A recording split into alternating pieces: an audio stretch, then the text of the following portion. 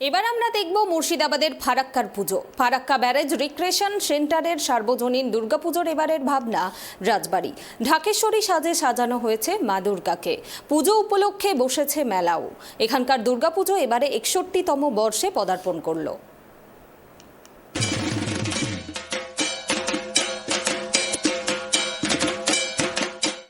মহা অষ্টমী পুজোতে আমরা চলে এসেছি টাইপ টিভির পক্ষ থেকে ফারাক্কা ব্যারেজ রিক্রিয়েশন সেন্টারের সর্বজনীন দুর্গাপূজা প্যান্ডেলে।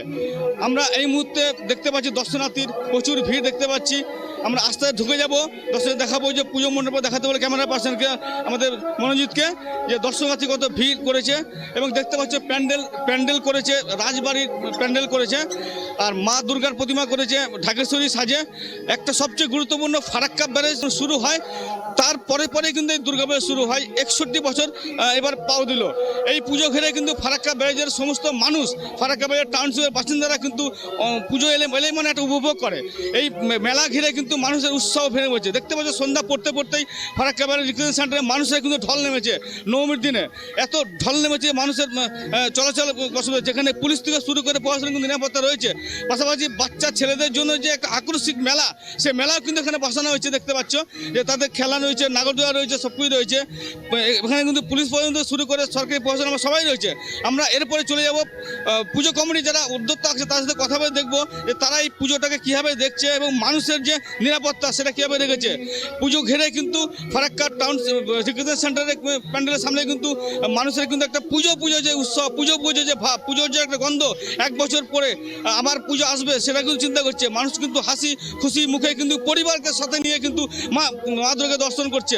এই ভিড়ের মধ্যে আমরা চলে যাবো। এই মুহূর্তে ক্যামেরা পার্সনে বলবো আমরা মা দুর্গাকে একটু দেখাবার চেষ্টা করবো। এই মুহূর্তে কিন্তু আমরা প্রবেশ করেছি ফারাক্কা ব্যারেজ সর্বজনীন দুর্গাপূজা রিক্রিয়েশন সেন্টারে। দেখতে পাচ্ছ দর্শকের কত ভিড় এবং মহিলা থেকে পুরুষ থেকে সবাই কিন্তু এখানে ভিড় জমেছে। মানুষ কিন্তু একের পর এক চলে এসেছে। যত সন্ধ্যা পড়ছে ততই কিন্তু এখানে ভিড় পড়ছে। এখানে আমরা আরেকটু ভিতরে এগিয়ে যাবো, যারা কি করছে না করতে, যারা দর্শক দেখে তাদেরকে জেনে নেবো। ভালো লাগছে, মায়ের মুখটাও খুব সুন্দর হয়েছে। আচ্ছা, পুলিশের নিরাপত্তা এখানকার কেমন আছে? ভালো। আপনি কোথা থেকে এসেছেন? আমি ধুলিয়ান থেকে এসেছি। ধুলিয়ান থেকে এসেছেন।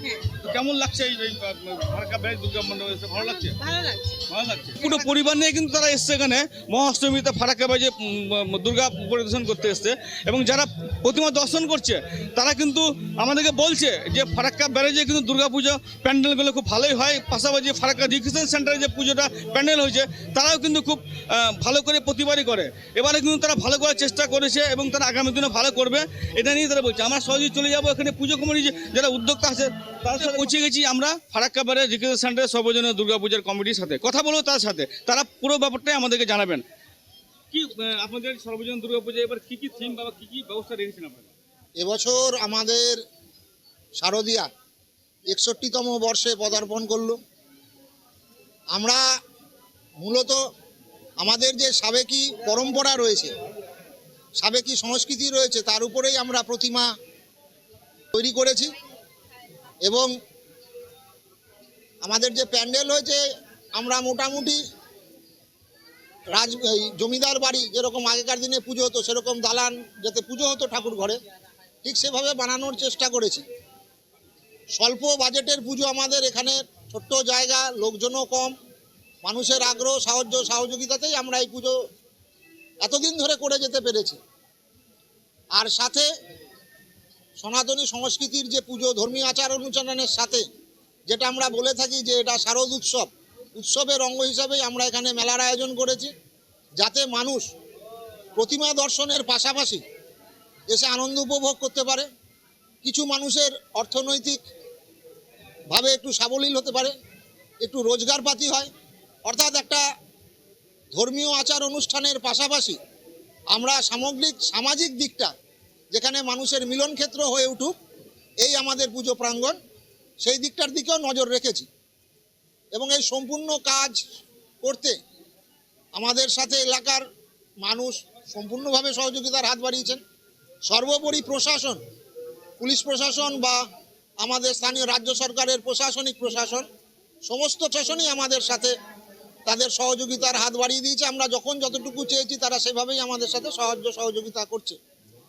আমাদের আরেকটা পুজোর এখানের আকর্ষণ, যেটা আমরা সৃষ্টির শুরু থেকেই করে আসি, যেটা আর কোথাও হয় না ফারাক্কা এলাকার। মূলত এটা উত্তর ভারতে দেখতে পাওয়া যায়, সেটা হচ্ছে দশেরা উৎসব।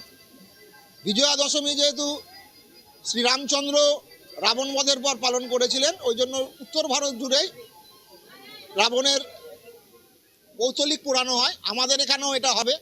এবছর বিগত কিছুদিন করোনার জন্য আমরা সেভাবে করে উঠতে পারিনি এটা। এবছর আমরা যথেষ্ট জাঁকজমকের সাথে আমাদের এই দশেরা উৎসব পালন করব এবং আপনাদের মাধ্যমে এলাকার সমস্ত মানুষের কাছে আমরা বার্তা দিতে চাই, আপনারা এই দুদিনের পাশাপাশি ওই দিনেও আমাদের দশেরা উৎসবের সাথে যোগদান করবেন। এই পুজো প্রাঙ্গণ হচ্ছে মানুষের কাছে আবেগ। সমস্ত জায়গা ঘুরে এসে এই পুজো প্রাঙ্গণে কাটানোটা মানুষের কাছে একটা সারা বছরের সমস্ত ক্লান্তি দূর করে দেয়। কালকে যখন আশেপাশের গ্রামাঞ্চল থেকে মানুষের ঢল নামবে, এটা আমরা আশা করছি, প্রত্যাশা করছি, প্রতি বছরই হয়।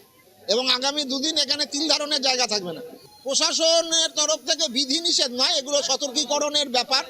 এই জিনিসগুলো না হলে পুজো সুষ্ঠুভাবে হয় না। যেরকম ডেঙ্গি নিয়ে প্রচার আমরা করছি, ডেঙ্গির ব্যাপারে বলেছে, পাশাপাশি যাতে সুশৃঙ্খলভাবে লোকে ঠাকুর দেখতে পারে তার জন্য রাস্তায় যানবাহন চলাচল নির্দেশ, অগ্নি নির্বাপন ব্যবস্থা, ফার্স্ট এড, সবটাই আমাদের সুবিধার জন্য প্রশাসন করেছে, সেগুলো আমরা মেনে চলছি।